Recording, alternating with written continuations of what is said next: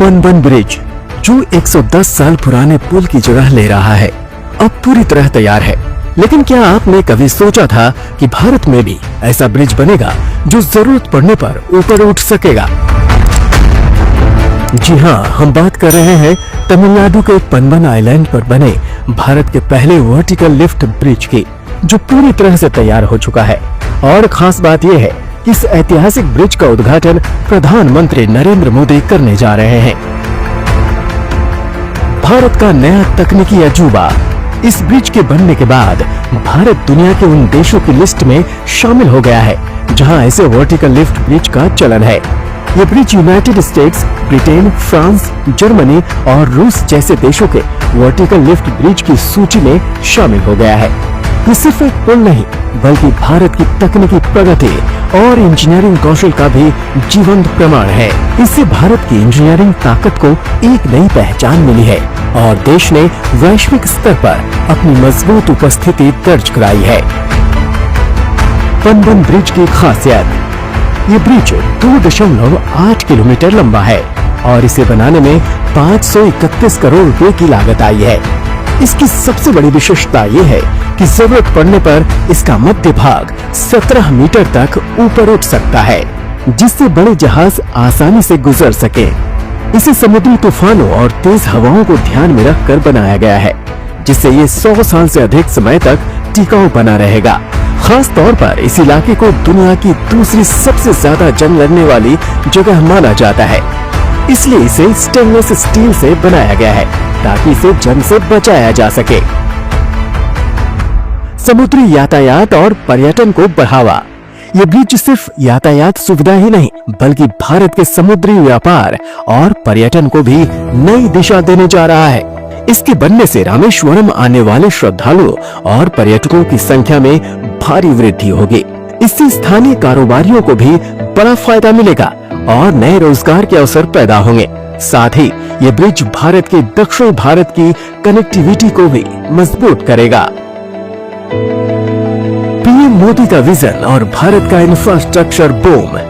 प्रधानमंत्री नरेंद्र मोदी के नेतृत्व में भारत में इंफ्रास्ट्रक्चर के क्षेत्र में ऐतिहासिक बदलाव हो रहे हैं। 2019 में इस ब्रिज का शिलान्यास हुआ था और अब ये तैयार होकर राष्ट्र को समर्पित किया जा रहा है। इस पुल का निर्माण आत्मनिर्भर भारत की दिशा में एक बड़ा कदम है, जो आधुनिक तकनीक और भारत की इंजीनियरिंग क्षमताओं को दर्शाता है। पनबन ब्रिज का ऐतिहासिक महत्व। ये नया ब्रिज 110 साल पुराने पनबन ब्रिज की जगह ले रहा है, जिसे ब्रिटिश शासन काल में बनाया गया था। पुराना पनबन ब्रिज भारतीय रेलवे का पहला समुद्री ब्रिज था, जो 1914 में शुरू हुआ था। हालांकि समय के साथ उसकी संरचना कमजोर हो गई थी, जिसके कारण इसे 2022 में बंद कर दिया गया। अब नया पनबन ब्रिज आधुनिक तकनीक के साथ तैयार किया गया है, जो आने वाले दशकों तक भारत की सेवा करेगा। रामनाथ स्वामी मंदिर का गौरवशाली इतिहास।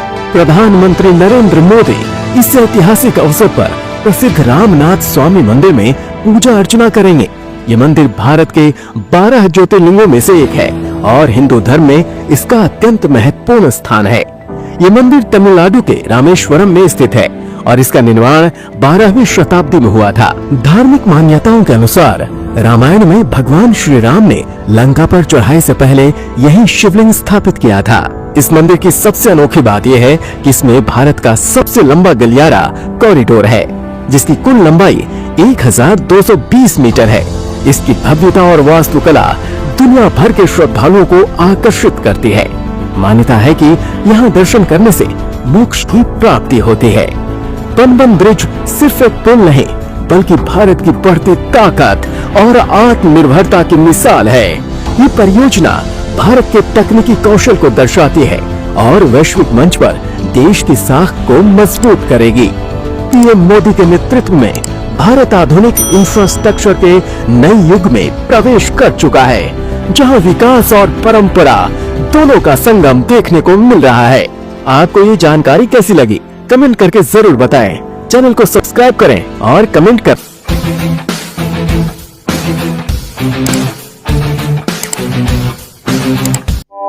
है।